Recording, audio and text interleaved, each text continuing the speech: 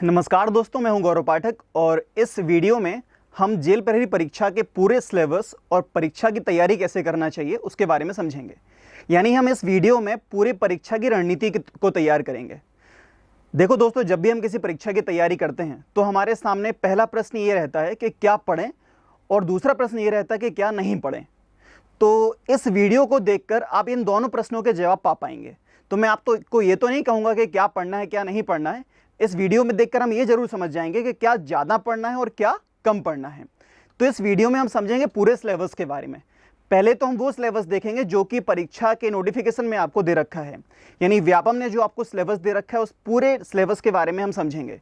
इसके साथ ही हम देखेंगे पिछले सालों में जो परीक्षाएं हुई हैं उन परीक्षाओं के हिसाब से जो प्रश्न ज़्यादा पूछे गए हैं, यानी किस किस टॉपिक से प्रश्न ज़्यादा पूछे गए हैं, किससे प्रश्न कम पूछे गए हैं। साथ ही हम समझेंगे कि उस सिलेबस की हम तैयारी कैसे करना चाहिए, यानी किसी भी सब्जेक्ट के बारे में हम किस किताब से पढ़ें। साथ ही किताब के साथ साथ हम ये भी पढ़ें कि कौन से डेटाबेस से आपको पढ़ना चाहिए, किस टॉपिक से आपको ज़्यादा पढ़ना है, किस टॉपिक से आपको कम पढ़ना है। तो इस वीडियो को देखते समय आप एक चीज़ का ज़रूर ध्यान रखें, जो भी हम वीडियो बना रहे हैं इस वीडियो में आपको जो सिलेबस दे रखा है, यानी जो एग्जाम का सिलेबस है, उस सिलेबस के जब भी आपके सामने स्लाइड्स आएंगे तो प्लीज़ आप उनके स्क्रीनशॉट लेकर अपने पास रखिए ताकि आपके पास डिटेल सिलेबस रहे। और साथ ही जो सिलेबस परीक्षा में ज़्यादा पूछा गया है उसके भी आप स्क्रीनशॉट रखिए ताकि आपको अपनी रणनीति बनाने में थोड़ी सी हेल्प हो। तो चलो दोस्तों, स्टार्ट करते हैं, अपनी रणनीति या अपने सिलेबस के बारे में जानते हैं। तो अगर हम बात करें जेल प्रहरी की परीक्षा की, तो दोस्तों जैसा कि हमें पता है कि इस परीक्षा में कौन कौन सा सब्जेक्ट कितने नंबर का आने वाला है। तो हमें पता है कि गणित, यानी अगर हम मैथ्स की बात करें यहाँ पर, तो वैसे तो मैथ्स बहुत बड़ा सब्जेक्ट है, वो हम आगे समझेंगे। तो यहाँ पर मैथ्स, इंग्लिश, हिंदी, सामान्य ज्ञान और विज्ञान, सबको अगर हम कैटेगराइज करते हैं तो 20-20 नंबर के आपके पास 4 पोर्शन हैं। यानी 20 मार्क्स में आपको मैथ्स, 20 मार्क्स में आपको इंग्लिश, 20 में आपको हिंदी, 20 में सामान्य ज्ञान और 20 में इंग्लिश, यानी टोटल 100 नंबर। अब दोस्तों किसी भी परीक्षा में ये मैटर नहीं करता कि एग्जाम में क्वेश्चंस कितने दिए गए हैं, ये सबसे ज़्यादा मैटर करता है कि आपके पास समय कितना है। अगर हम बात करते हैं जेल प्रहरी की, तो नोटिफिकेशन में 2 चीज़ें अलग अलग दे रखी हैं। जब हम नोटिफिकेशन पढ़ना स्टार्ट करते हैं तो वहाँ समय 3 घंटे दे रखा है, जबकि अगर हम डिटेल में पढ़ते हैं तो वहाँ पर कहीं कहीं समय 2 घंटे दे रखा है। और अगर पिछली परीक्षाओं के बारे में जानते हैं, यानी पिछले 2-3 साल में जितनी बार भी जेल प्रहरी का पेपर हुआ है तो समय हमेशा 2 घंटे रहा है। इसलिए मेरा एडवाइस ये है कि आप जितनी भी तैयारी करें या जब भी प्रैक्टिस सेट लगाएं तो टाइम हमेशा 2 आवर्स का ही लगाएं, यानी 2 घंटे के हिसाब से ही आप अपनी तैयारी को रखें। अब दूसरी चीज़ ये है कि 2 घंटे के पेपर में दूसरा प्रश्न हमारे दिमाग में ही आएगा कि कितने प्रश्न सही होने चाहिए। यानी अगर 100 नंबर का पेपर है तो 100 नंबर में से आपके कितने नंबर आ जाएं कि आपको लगे हाँ भैया अब मैं सेफ हूं, यानी आपको कितने नंबर लाना ही पड़ेगा। तो दोस्तों अगर हम 100 नंबर की बात करें तो आउट ऑफ 100 मेरा मानना यह है कि 75 प्लस नंबर आपको कहीं पर सेफ जोन में रख सकते हैं, यानी 75 प्लस नंबर आपको कहीं ना कहीं लाने ही होंगे। और एक चीज़ और ध्यान रखिए, अगर आपको 75 नंबर लाने हैं तो इस 75 नंबर को भी हम कैटेगराइज करते हैं। 75 नंबर में यहां पर जो 60 नंबर हैं, यानी जो 60 प्लस नंबर लाना है वो है घास, यानी ये कोई भी काट सकता है। ये 60 नंबर जो हैं, कोई भी बच्चा अच्छे से तैयारी करेगा तो ये 60 नंबर ले आएगा। और जो आपकी मेरिट बनेगी वो आपका 60 से लेकर आप 75 प्लस तक जो पहुंचेंगे, यानी ये जो आपके 15 से 20 नंबर हैं, ये 15 से 20 नंबर डिसाइड करेंगे कि दोस्त आपका सिलेक्शन होगा या नहीं होगा। अब इस 15-20 नंबर की सारी मेहनत है। ये जो 60 नंबर हैं ये तो सभी पढ़ रहे हैं, सिलेबस तो सबको पता है, किताबें भी सबको पता है, सब वही पढ़ेंगे। लेकिन जो ज़्यादा मेहनत करेगा और जिसकी स्ट्रैटेजी सही रहेगी वो दोस्तों ये 15-20 नंबर ले जाएगा और वो एग्जाम में पास कर जाएगा। मैं इसी एग्जाम की बात नहीं कर रहा हूँ, मैं किसी भी एग्जाम की बात कर रहा हूँ। हर एग्जाम में सेलेक्ट वही होता है जिसकी स्ट्रैटेजी क्लियर होती है, जिसको सिलेबस के कंटेंट पता होते हैं। अगर आप तैयारी ऐसे करोगे जो सामने आ जाएगा वो पढ़ लोगे तो दोस्तों आप इस 60 के ही चक्कर में रह जाओगे। अगर आपको 75 प्लस लाना है तो आपको उस एग्जाम की स्ट्रेटजी और सिलेबस को समझना होगा। तो अब हम समझते हैं कि एक एक सब्जेक्ट करके कि मैथ्स के बारे में आपको क्या एग्जाम में पूछा गया है, क्या आपको पढ़ना है, क्या आपको नहीं पढ़ना है। दोस्तों ये है गणित का पाठ्यक्रम, जैसा कि आपके सामने दे रखा है। ये वो सिलेबस है जो कि आपको व्यापम ने, यानी जेल प्रहरी की जो परीक्षा कराने वाला है वो उसने आपको ये सिलेबस दे रखा है। अब ये सिलेबस आपको कंप्लीट करना है। अब इस सिलेबस की अगर हम बात करें कि सिलेबस अगर आप पूरा कर लेंगे तो दोस्तों अगर आप कंटेंट पढ़ने जाएंगे आपके पास क्वेश्चन है 20।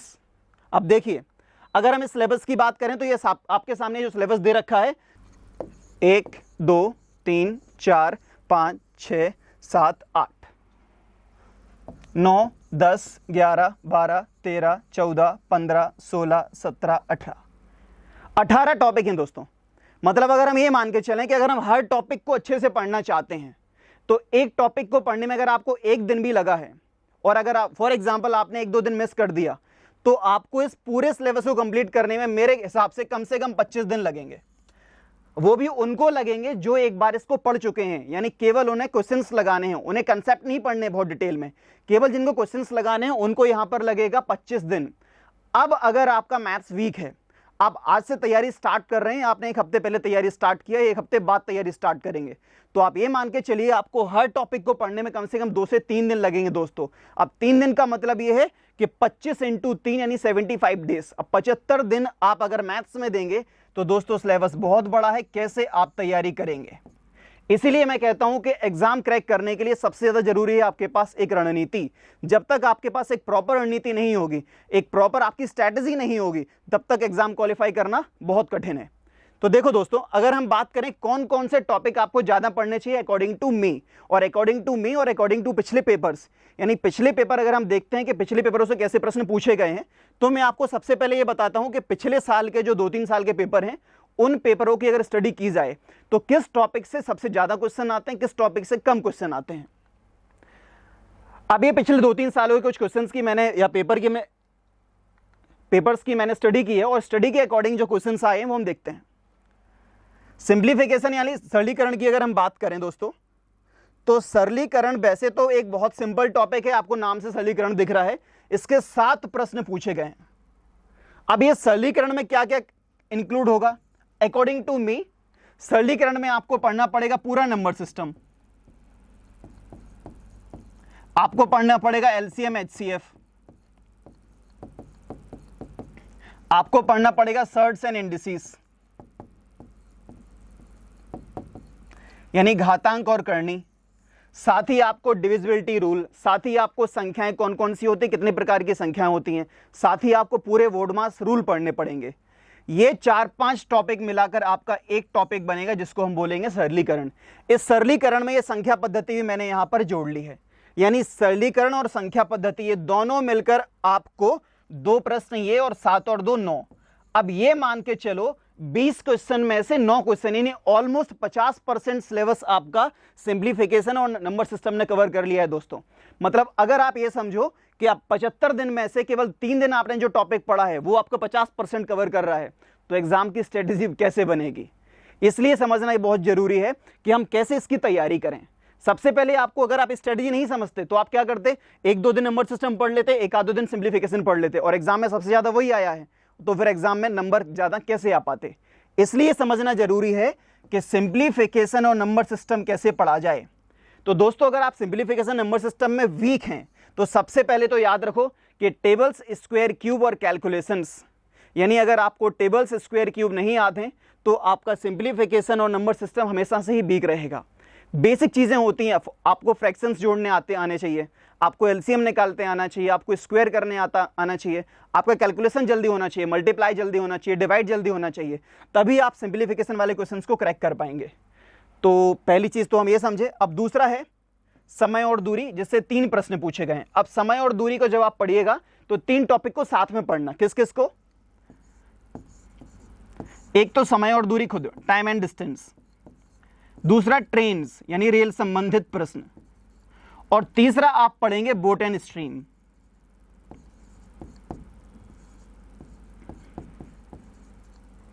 ये जो 3 टॉपिक हैं यानी टाइम एंड डिस्टेंस, ट्रेन और बोट एंड स्ट्रीम, अगर आप इन तीनों को एक साथ पढ़ लेंगे दोस्तों तो ये आपके 3 से जो 4 प्रश्न आते हैं ये 100% आपके क्वालिफाई हो जाएंगे, ये 100% क्वेश्चन आप सही कर पाओगे।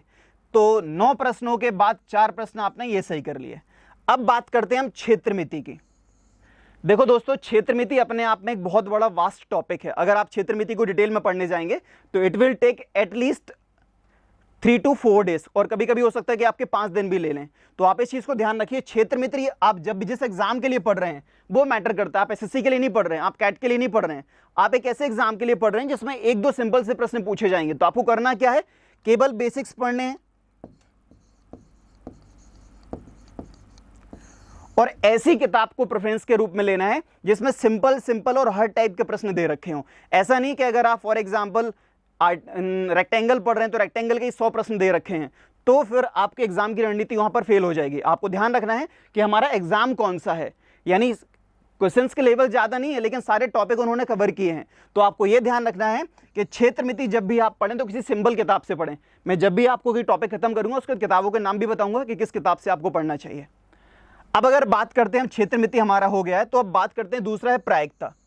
दोस्तों व्यापम में जितनी भी परीक्षाएं होती हैं, चाहे एसआई की बात करें, चाहे सिविल की बात करें, चाहे किसी भी एग्जाम की बात करें, हर एग्जाम में प्रायिकता से प्रश्न पूछे ही जाते हैं। तो आप कोशिश करें कि प्रायिकता टॉपिक को स्ट्रॉन्ग करके रखें। हो सकता है कि 2 प्रश्न पूछें, कभी कभी 3 भी पूछ लेता है, यानी 2 से कम तो संभव नहीं है, 4 भी हो सकते हैं, लेकिन कभी ये 1 या 0 नहीं होगा। तो ध्यान रखें, प्रायिकता टॉपिक बहुत ज्यादा कंपलसरी है, इसके बारे में बहुत अच्छे से पढ़ें। फिर हम बात करते हैं परसेंटेज की। तो जब आप परसेंटेज पढ़ेंगे तो आपके 3-4 टॉपिक एक साथ कवर होंगे। आपको परसेंटेज पढ़ना है, उसके साथ आप प्रॉफिट एंड लॉस भी पढ़ेंगे, यानी आप परसेंटेज और प्रॉफिट एंड लॉस, साथ में सिंपल इंटरेस्ट और कंपाउंड इंटरेस्ट, ये 4 टॉपिक साथ में पढ़िए। अगर 4 टॉपिक साथ में पढ़ेंगे 3-4 दिन में चारों टॉपिक आराम से कंप्लीट हो जाएंगे। और आपके जो हो सकता है, यहां तो 1 नंबर है, ये 3 या नंबर भी हो सकते हैं, 4 भी हो सकते हैं। तो कोशिश कीजिए इस प्रायोरिटी के हिसाब से ही आप सिलेबस उठाइए। अगला है पाइप एंड टंकी। जब पाइप एंड टंकी पढ़ेंगे, यानी आप पाइप एंड सिस्टम पढ़ेंगे, तो उसके साथ आप एक टॉपिक यहां पे पढ़ेंगे, टाइम एंड वर्क।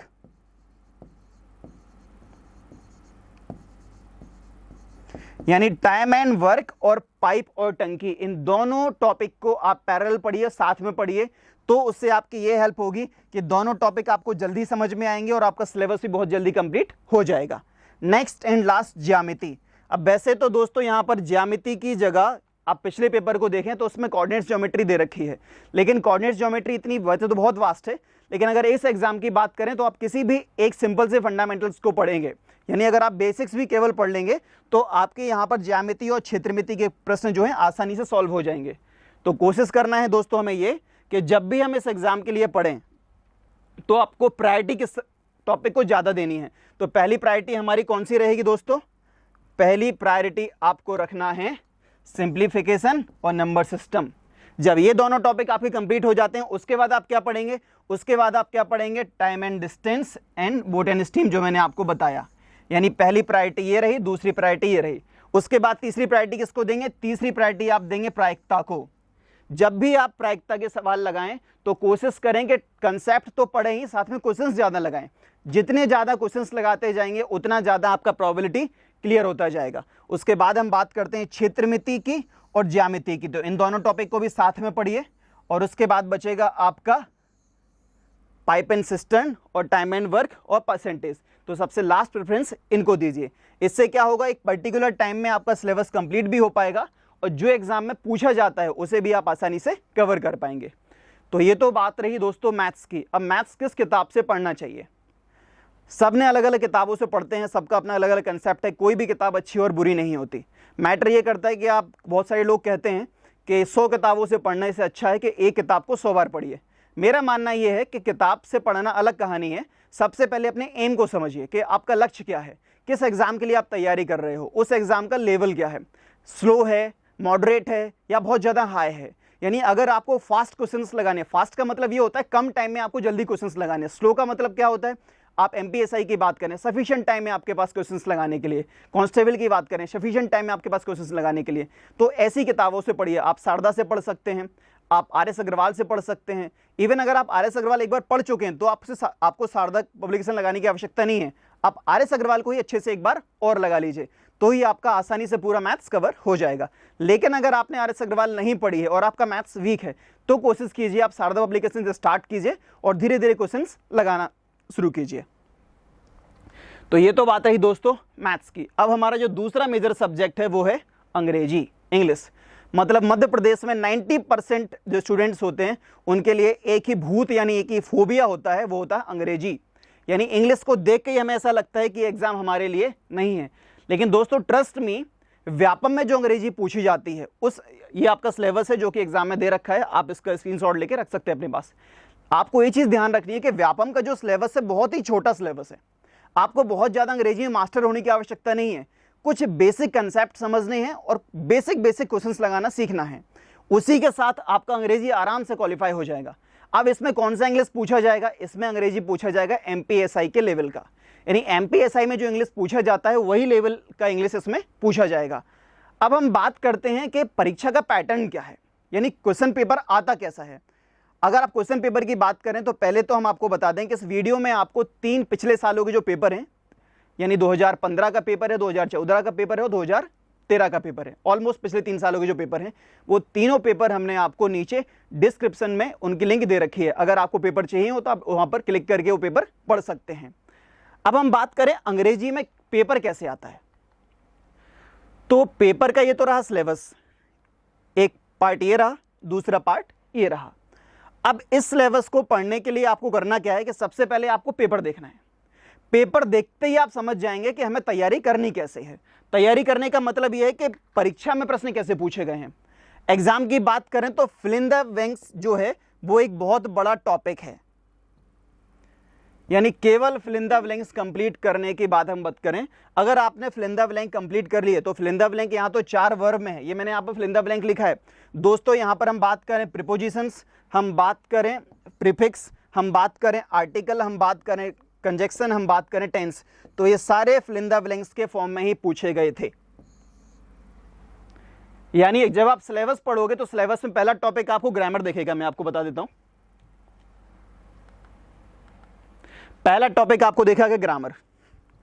ये जो आपका ग्रामर का टॉपिक है दोस्तों, ये इस टॉपिक से कम आपका 50% कवर हो रहा है।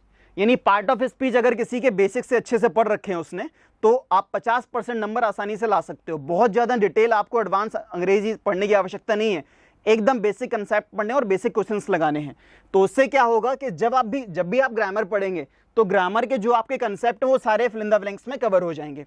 अब मैं आपको बताता हूं कि देखो एग्जाम में इसका क्या यूज रहा। यहां पर मैंने आपको जैसा कि बताया था, fill in the blanks, conjunction, article, tense, preposition, prefix, यानी 4, 5, 6, 7, 8, 9। तो आउट ऑफ 20 9 नंबर जो है यानी ऑलमोस्ट 50% नंबर अगर हम बात करें तो किसने कवर कर लिए हैं? आपकी ग्रामर ने। यानी पार्ट ऑफ स्पीच एक बार आप बेसिक्स पढ़ लीजिए और उसके बाद फिल इन द ब्लैंक्स ही क्वेश्चंस लगाइए। अब ये आपको आइडिया मिला है इसको पढ़ने से, यानी आपको बहुत ज्यादा एरर करेक्शन नहीं सीखना है, केवल आपको फिल इन द ब्लैंक्स की प्रैक्टिस करनी है। किसी भी किताब से पढ़िए, हर किताब की एक्सरसाइज में आपको ढूंढना क्या है? Fill in the blanks. Fill in the blanks को ज्यादा लगाएंगे तो धीरे धीरे आपके फिल इन द ब्लैंक्स से जो कंसेप्ट्स हैं वो क्लियर होते जाएंगे। यानी पहला जो 50% कवर कर रहा है वो कौन कवर कर रहा है? हमारे फिल इन द ब्लैंक्स। तो किसी भी किताब से पढ़िए। अगर मेरी बात करूं कि मैं आपको कौन सी किताब रेफरेंस में बताऊंगा, तो मेरे अकॉर्डिंग आप एक अग्रवाल पब्लिकेशन की बुक आती है उस किताब से पढ़ सकते हैं। इसके अलावा अगर किसी के पास वो किताब है या आप उस किताब से पढ़ चुके हो तो आप वीके सिन्हा से पढ़ सकते हो। वीके सिन्हा बहुत अच्छी किताब है, हाँ उसमें थोड़ी बहुत गलतियां हैं, लेकिन आप फिल इन द ब्लैंक्स के अगर पॉइंट ऑफ व्यू से देखेंगे तो ज़्यादा क्वेश्चंस आपको वीके सिन्हा में ही मिलेंगे। ठीक है दोस्तों, अब हम बात कर देते हैं रटने का क्या है। अंग्रेजी में जो हिंदी मीडियम वाला छात्र होता है उसके लिए पहली प्रायोरिटी रहती है रटना। यानी समझ में तो कुछ आता नहीं है, मतलब सिंपल सी बात है, अब समझ में नहीं आ रहा तो क्या करें? हम रट सकते हैं। तो आप रटने से आपको कितने नंबर मिल जाएंगे? रटने से आपको यहां पर ईडियम्स वाले जो नंबर है वो मिल जाएंगे, आपको एंटोनिम्स सिनोनिम्स वाले जो नंबर है वो मिल जाएंगे, यानी 2 नंबर ये और 1 नंबर ये, यानी 3 नंबर आपके यहां पर रटने के हैं। तो अगर आप बात करें ईडियम्स और एंटोनिम्स सिनोनिम्स तो ये आपको करना ही है। कोशिश करें किसी भी किताब से, आप एसपी बख्शी से पढ़ना चाहते हैं उससे पढ़िए, वीके सिन्हा से पढ़ना चाहिए, आरएस अग्रवाल से पढ़ना है, जिसने से पढ़ना उससे पढ़िए, लेकिन कोशिश कीजिए ज़्यादा से ज़्यादा वोकैब इंप्रूव कीजिए। जितना ज़्यादा आपका वोकैब इंप्रूव होगा उतने ही आपके नंबर फिक्स रहेंगे। ये वो पहाड़ वाली बात है भाई, ये तो घास है, मैंने आपको बताया था, ये आपने घास काट ली, ये पहाड़ वाली बात है। जिसने ज़्यादा वर्ड्स याद किए होंगे उसके ज़्यादा नंबर आ जाएंगे। बाकी ये प्रीपोजिशन।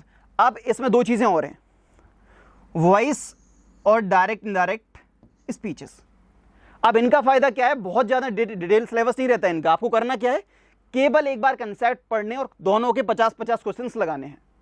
50 क्वेश्चन एक बार लगा लीजिए, अगर वो क्वेश्चन आपके सही हो रहे हैं एग्जाम के पहले एक बार और वापस से रिवाइज कर लीजिए, ये नंबर पक्के हैं, 3 नंबर कहीं नहीं जा रहे किसी भी टॉपिक को। ये टॉपिक आपके एकदम फ्री के हैं, पहला तो आपका वॉइस और दूसरा आपका डायरेक्ट इनडायरेक्ट स्पीच। इन टॉपिक्स से कभी भी इनको छोड़ना नहीं दोस्तों, किसी भी एग्जाम की हम बात करें इन टॉपिक्स को जरूर पढ़ के जाइए। बहुत सिंपल क्वेश्चंस आते हैं, आपको सॉल्व नहीं करना होता है। 4 ऑप्शन दे रखे हैं, इतना तो समझ में ही जाता है कि कौन सा ऑप्शन सही है कौन सा ऑप्शन गलत है, अगर आपने कंसेप्ट पढ़े हैं तो ये बात रही दोस्तों अंग्रेजी की। मैंने आपको किताबें भी बता दी। इसके साथ मैंने जैसा कि आपको बताया है कि पेपर नीचे 3 दे रखे हैं, इन तीनों पेपरों को आप पढ़ के एक बार आइडिया लगा सकते हैं कि कौन सा टॉपिक आपको जल्दी पढ़ना चाहिए, कौन सा टॉपिक आप बाद में पढ़ सकते हैं या कम पढ़ सकते हैं। अगला हमारा सिलेबस है हिंदी। हिंदी वैसे तो बहुत सारे लोगों को ऐसा लगेगा कि घास वाला पार्ट है, यानी हिंदी आपको शायद आसान लगेगा, लेकिन अगर आप पिछले सालों के पेपर देखेंगे तो इसकी हिंदी का level same to same MPSI के लेवल का ही है, यानी वही लेवल है, इवन उससे बहुत कम है लेवल।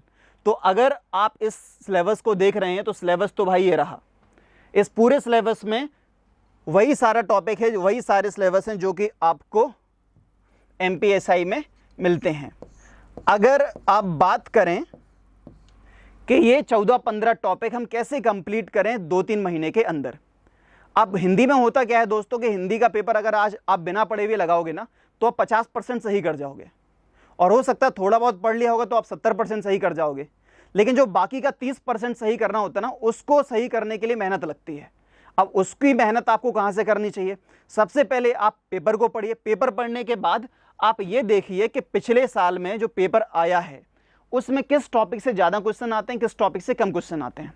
अगर हम बात करें हिंदी की तो हिंदी में एक चीज़ आपको ज़रूर ध्यान रखनी है कि जब भी आप पेपर लगाएंगे, जितने ज़्यादा क्वेश्चंस लगाते जाएंगे उतना ज़्यादा आपका हिंदी इंप्रूव होता जाएगा। यानी अगर हम बात करें समानार्थी शब्द, तो समानार्थी शब्द आपको रटना नहीं है बहुत ज़्यादा, केवल आप एक बार ही पढ़ लेंगे तो आसानी से कवर हो जाएंगे। तक्षशिला पब्लिकेशन की कपिल श्रीवास्तव सर की जो बुक आती है हिंदी की, अगर आप उस किताब को एक बार अच्छे से पढ़ लेंगे तो ऑलमोस्ट आपके 80% सिलेबस आपका कवर हो जाएगा। तो कोशिश कीजिए उस किताब को एक बार अच्छे से पढ़ लेंगे तो सारी चीज़ें कवर हो जाएंगी। जिन्होंने पहले से पढ़ रखा है उनके लिए भी उनके पास बहुत सारे ऐसे उसमें जो पीछे ऑब्जेक्टिव क्वेश्चंस दे रखे हैं, अगर आप उन्हें लगा लेंगे तो आपकी अच्छे से प्रैक्टिस भी हो जाएगी। तो अगर हम बात करें रटने वाला क्या है, समानार्थी शब्द, विलोम और विलोम शब्द, ये 4 नंबर तो रटने के हैं। बाकी पर्यायवाची शब्द ये 5-6 नंबर रटने के हैं, बाकी सब समझने के हैं मुहावरे। यानी 1 2 3 4 5 6 7 नंबर रटने के हैं, 13 नंबर मेहनत के हैं। अब मेहनत कैसे लगेगी, मेहनत के लिए पहले आपको किताब पढ़नी पड़ेगी और किताब पढ़ने के बाद ऑब्जेक्टिव क्वेश्चंस लगाने पड़ेंगे। मैंने आपको किताब का प्रेफरेंस भी दे दिया और मैंने आपको ये भी बता दिया किस परीक्षा यानी पिछले 2-3 सालों में किससे कितने क्वेश्चंस आए हैं। ये एग्जैक्ट पिछले साल का पेपर मैंने उठाया है। अगर आप और 2-3 साल का देखेंगे उसका कि क्या ट्रेंड है, तो ज़्यादा से ज़्यादा यहाँ से 2 से 3 नंबर हो सकते हैं, एक हो सकता है, या तो 1 2 या 2 3। जैसे फॉर एग्जांपल इसके 3 प्रश्न रखे हैं तो 3 4 मान लो या 2 3 मान लो। किसी साल हो सकता है 2 आए होंगे तो किसी साल हो सकता है 4 आए होंगे, लेकिन ट्रेंड जो है ऑलमोस्ट यही रहा है।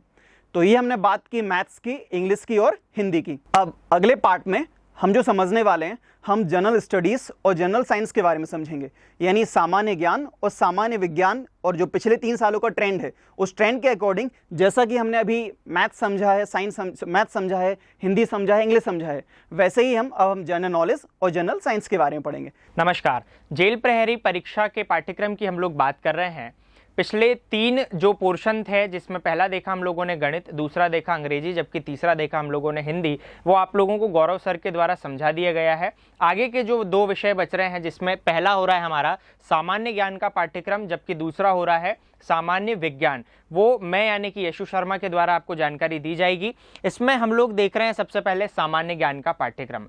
सामान्य ज्ञान का पाठ्यक्रम अपने आप में बहुत बड़ा होता है। उसका कारण ये है कि करीबन 16 से 17 विषय आपस में मिलते हैं और फिर शब्द मिलता है हम लोगों को सामान्य ज्ञान का पाठ्यक्रम। इसमें हम लोग यहाँ पर देख भी सकते हैं, जैसे देखिए वातावरण एनवायरनमेंट अपने आप में एक ये अलग सब्जेक्ट है। उसके अलावा प्राणी विज्ञान जूलॉजी बोल रहे हैं जिसे, उसके अलावा प्रसिद्ध पुस्तकें और लेखक, ये अपने आप में एक टॉपिक होता है जो कि करंट अफेयर से भी संबंधित है, हिस्ट्री से भी संबंधित है और हम लोग कह सकते हैं विविध वाले पोर्शन से भी संबंधित है। उसके अलावा जेल स्थिति विज्ञान देख रहे हैं हम लोग, जिसे बॉटनी के नाम से जान रहे हैं। बेसिक कंप्यूटर हो गया, कंप्यूटर को भी आप लोगों को सामान्य ज्ञान होना चाहिए। उसके अलावा भारतीय संस्कृति हो गई, साथ ही देखा हम लोगों ने भूगोल। भूगोल भी अपने आप में एक बहुत बड़ा विषय होता है, विश्व का भूगोल हो जाएगा, भारत का भूगोल हो जाएगा, एक बहुत बड़ा पोर्शन होता है अपने आप में। उसके अलावा देखा हम लोगों ने रसायन विज्ञान, फिर हुआ है एक भारतीय संसद। ये जो पोर्शन है, ये वाला जो टॉपिक है, खैर देखते हैं हम लोग पॉलिटी के अंतर्गत ही आता है।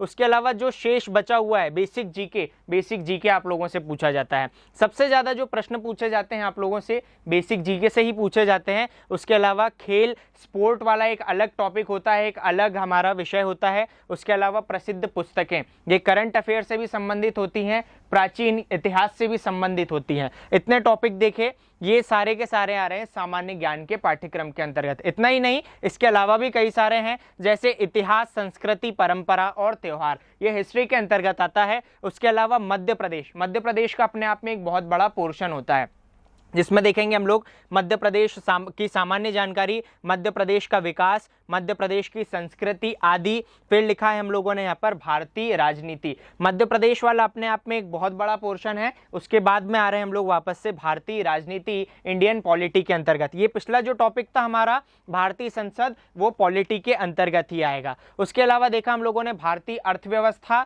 इकोनॉमी की बात कर रहे हैं हम लोग यहाँ पर। देखा फिर भारतीय इतिहास, उसके बाद में देखा हम लोगों ने भौतिक विज्ञान और फिर देखा हम लोगों ने विश्व में आविष्कार। ये विश्व में आविष्कार वाला ये जो टॉपिक है, ये भी विविध के अंतर्गत जाता है। कहने का केवल ये मतलब कि यहाँ पर लिखा है सामान्य ज्ञान का पाठ्यक्रम, लेकिन ये कई सारे विषयों से मिलकर अपने आप में बना हुआ है। अब पिछले कुछ वर्षों का जो ट्रेंड है व्यापम का, वो किस प्रकार से बना हुआ है। सबसे पहला तो ये कि मध्य प्रदेश स्तर की ये एग्जाम है, इसलिए मध्य प्रदेश का वेटेज जो है वो बहुत ज्यादा होता है। मध्य प्रदेश से संबंधित कई सारे प्रश्न इसमें पूछे जाते हैं। जैसे देख लीजिए, इसमें लिखा हुआ है हमारा यहाँ पर पूर्व में आयोजित प्रश्न पत्रों का विश्लेषण हम लोग देख रहे हैं। इसमें विषय सामान्य ज्ञान के बारे में।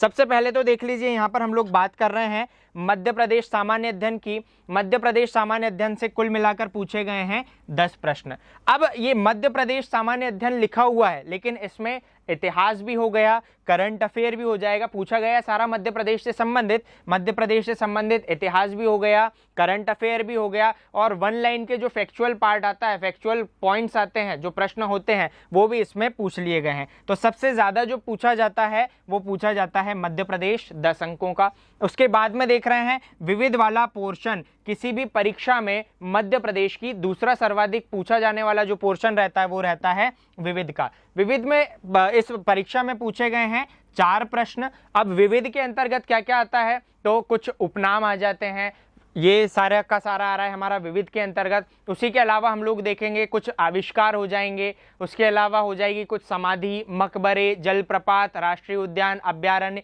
फिर देख रहे हैं हम लोग भूगोल विषय। भूगोल विषय के अंतर्गत बहुत ही कम प्रश्न पूछे गए हैं। नदियों से संबंधित, पर्वतों से संबंधित, पहाड़ों से संबंधित यहाँ पर ये प्रश्न पूछे गए हैं, जिनकी संख्या हो रही है 2। उसके बाद में हम लोगों ने देखा अर्थव्यवस्था, इकोनॉमिक्स से संबंधित हो रही है। ये अर्थव्यवस्था के बारे में पूछा जाए कितने प्रश्न पूछे गए, तो ये 2, लेकिन ये अच्छे स्तर के पूछे गए हैं, ये थोड़े कठिन थे। उसके अलावा देखा हम लोगों ने करंट अफेयर। करंट अफेयर पूछा गया है यहाँ पर 1 नंबर का। अब करंट अफेयर हर एक प्रश्न पत्र में, पिछले वर्ष के हर एक प्रश्न पत्र में पूछा गया है। अब करंट अफेयर ये नहीं है कि मध्य प्रदेश स्तर का, विश्व स्तर का भी हो सकता है और भारत स्तर का भी ये हो सकता है। उसके बाद देखा हम लोगों ने संविधान, या कह दें हम लोग पॉलिटी का पूछा गया है यहाँ पर 1 प्रश्न। तो इन सारी विशेषताओं को आप लोगों को ध्यान रखना है। ये देखा हम लोगों ने सबसे पहले सामान्य ज्ञान का पाठ्यक्रम। सबसे ज्यादा आप लोगों को ध्यान किस पर देना है, मध्य प्रदेश में।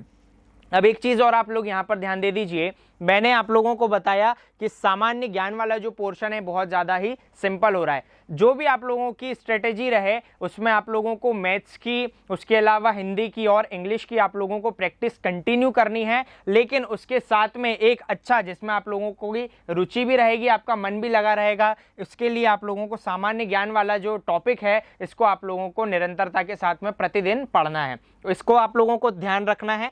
आगे की ओर चल रहे हैं हम लोग, देख रहे हैं अगला विषय जिसे हम लोगों ने जाना है विज्ञान पाठ्यक्रम के नाम से। विज्ञान पाठ्यक्रम भी अपने आप में एक बहुत बड़ा सिलेबस है। देख लीजिए यहाँ पर लिखा हुआ है सामाजिक विज्ञान वाला पोर्शन हो रहा है, साथ ही हम लोग देख रहे हैं सामाजिक विज्ञान के अलावा हो रहा है व्यावहारिक विज्ञान, उसके अलावा अनुप्रयुक्त विज्ञान, पृथ्वी विज्ञान हो गया, साथ में देखा हम लोगों ने भौतिक विज्ञान, रसायन विज्ञान, जीव विज्ञान और एनवायरमेंट इश्यूज। ठीक है, वातावरण वाला जो टॉपिक है ये पहले हम लोगों ने देख लिया, सामान्य ज्ञान वाले में भी चला गया और इसमें यहाँ पर उन्होंने सामान्य विज्ञान में भी अलग से देकर रखा है। देखिए आप लोगों को एकदम सिंपल सी चीज समझनी है, जितनी भी चीजें हैं ये शायद ही आप लोगों से पूछी जाए, लेकिन ये जो तीन चीजें हैं जिसमें देखा पहला हम लोगों ने भौतिक विज्ञान, दूसरा रसायन विज्ञान और तीसरा जीव विज्ञान, ये आप लोगों से सबसे ज्यादा पूछा जाता है। देखिए व्यापम का जो ट्रेंड चला आ रहा है पिछले कुछ वर्षों से, आप एसआई की एग्जाम देख लें, कांस्टेबल की एग्जाम देख लें या फिर जेल प्रहरी की एग्जाम देख लें, जो आप लोगों से प्रश्न पूछे जा रहे हैं विज्ञान में वो पूछे जा रहे हैं कुछ टेक्निकल, कुछ फॉर्मूले वगैरह दे दिए जाते हैं, तो ये विषय अपने आप में वैसे ही बहुत ज़्यादा हम लोगों को कठिन लगता है। तो इसमें आप लोगों को कुछ नहीं करना है, इसके लिए मैं आप लोगों को पुस्तक बता दे रहा हूँ, आप लोगों को खरीदनी रहेगी। इसके लिए रेलवे की आती है स्पीडी से आप लोग जितना फैक्चुअल पॉइंट पढ़ सकें उतना आप लोग पढ़ सकते हैं। इसमें कई सारे प्रश्न ऐसे होंगे जो बनेंगे तो सब लोगों से एक साथ बनेंगे, कई प्रश्न ऐसे रहेंगे जिन लोगों को केवल तुक्के ही लग पाएंगे और हो सकता है तुक्के उन लोगों के सही हो जाए, वरना सभी लोगों के गलत होते हैं। कई प्रकार के ऐसे प्रश्न होते हैं, तो इस वाले पोर्शन में आप लोगों को इतना ज़्यादा ध्यान नहीं देना है। सबसे ज़्यादा अगर आप लोगों को दो विषयों में ध्यान देना है तो वो देना है सामान्य ज्ञान वाले पोर्शन में। सामान्य विज्ञान में मैंने आप लोगों को बताया जितने आप लोग फैक्ट पढ़ना चाहते हैं, जितने आप लोग पढ़ सकते हैं आप लोग उतना पढ़िए। आगे देख लें हम लोग कि कितने नंबर का क्या पूछा गया था इसमें। तो यहाँ मैंने आप लोगों को बताया भौतिक विज्ञान यानी कि फिजिक्स इसमें पूछी गई है, सबसे ज़्यादा मार्क्स की भौतिक विज्ञान हम लोग कह रहे हैं 7 नंबर का इसमें पूछा गया है। उसके बाद में देख रहे हैं हम लोग रसायन विज्ञान यानी कि केमिस्ट्री पूछी गई है आप लोगों से 6 नंबर की।